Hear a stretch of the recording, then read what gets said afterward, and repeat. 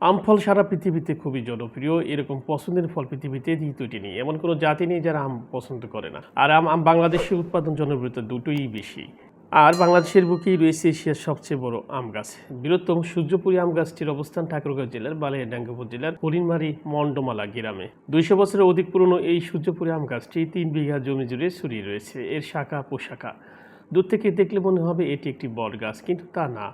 এটি একটি আম গাছ, ফলে এটি দক্ষিণ এশিয়ার সবচেয়ে বড় আম গাছের স্বীকৃতি পেয়েছে। এক গাছ থেকে বিক্রি $১৫,০০,০০০ আম। সূর্যপুরী আম গাছটি প্রায় ৮০ থেকে ৯০ ফুট উঁচু এবং পরিধি প্রায় ৩৫ ফুট। আম গাছের চারপাশে প্রায় ২০টি মোটা মোটা ডালপালা রয়েছে।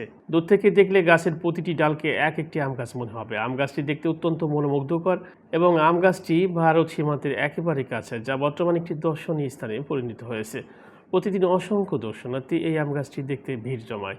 বালিয়াডাঙ্গীর সূর্যপুরী আম গাছটির উত্তরাধিকারী সূত্রে বর্তমান মালিক নুরুল ইসলাম ও সাইদুল ইসলাম। নুরুল ইসলামের বাবার দাদা গাছটি লাগিয়েছিলেন, কিন্তু এত বিখ্যাত আম গাছটি কবে লাগানো হয়েছে সেই সম্পর্কে সঠিক তথ্য কারো কাছে নেই।